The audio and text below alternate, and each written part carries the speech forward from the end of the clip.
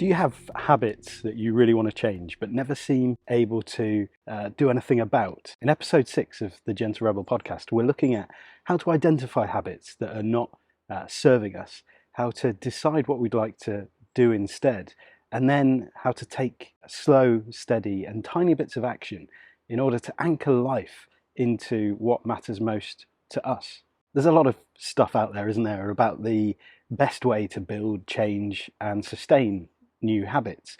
So rather than regurgitating what's already been said, I want to focus in particular through the lens of gentleness and deep sensitivity.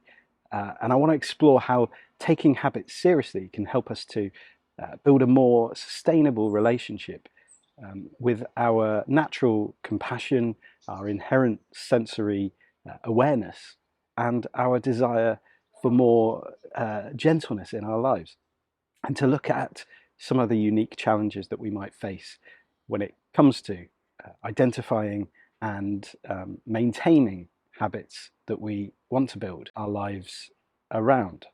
I don't know about you, but I've found at different times in my life that I have big aspirations to do, to change, to create things. But then I realise that people are in the way and I get derailed. There's all sorts of things that might derail us, and we're looking at that in the podcast.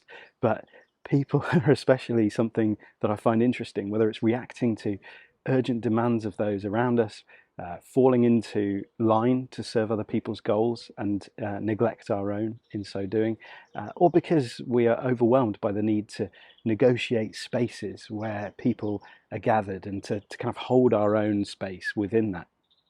You've seen that meme that talks about how to kill an introvert. You starve them to death by putting a stranger in the kitchen. I remember seeing that for the first time a few years ago and feeling this immense sense of, yeah, that would work on me. I've derailed a whole bunch of desirable habits because of people, I suppose. Sometimes there are obviously specific people who might say or do things that derail me, that derail us. But these instances that come to mind are actually, they kind of emanate from the story that maybe I've told myself about what people will think, do, or say, or simply in anticipation of encounters that I, don't have the desire or the energy for. In the podcast, we're looking at the Fogg behavioral model from the book Tiny Habits, and thinking about, what we can learn from this to begin slowly building truly life-changing habit shifts into and around our lives.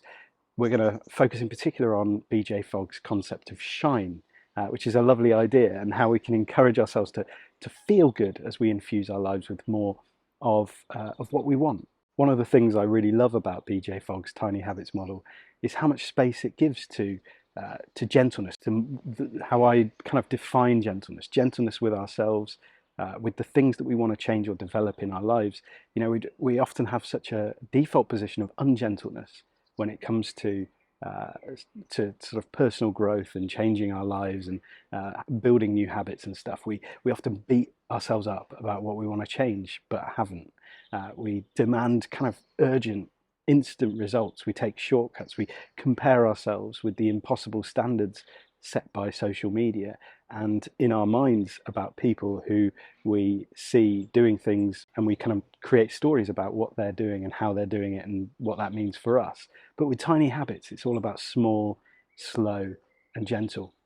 In other words, giving ourselves the best chance of growing our habits with deep roots, sustainable energy. And it's about starting within and asking ourselves, what we actually want personally, us, to grow our lives around, rather than starting in a kind of outside in way by doing a particular habit or following some particular blueprint and hoping that's going to magically land us somewhere that makes us whatever it is, happy, whole, alive. And this topic comes out of our month of tranquility that we do in the Haven community, where we essentially think about developing favourable conditions, such as looking at our environments, our routines, the boundaries that we have around our lives, in order to intentionally make possible more of what we want life to look and to feel and to smell and to taste and to sound like, recognizing which habits are serving or not the kind of life that we want to live. It's a particular part of our overall sense of tranquility. And when we begin to build things on these tranquil tracks, we're going to begin to have more sustainable energy and clearer focus on the parts of life in which we can make our unique and gentle impact, whether in our own lives, with people around us, and in the world at large. So if this sounds like something you'd like to explore a bit more, then you can listen to the full episode on the Gentle Rebel podcast. See you soon.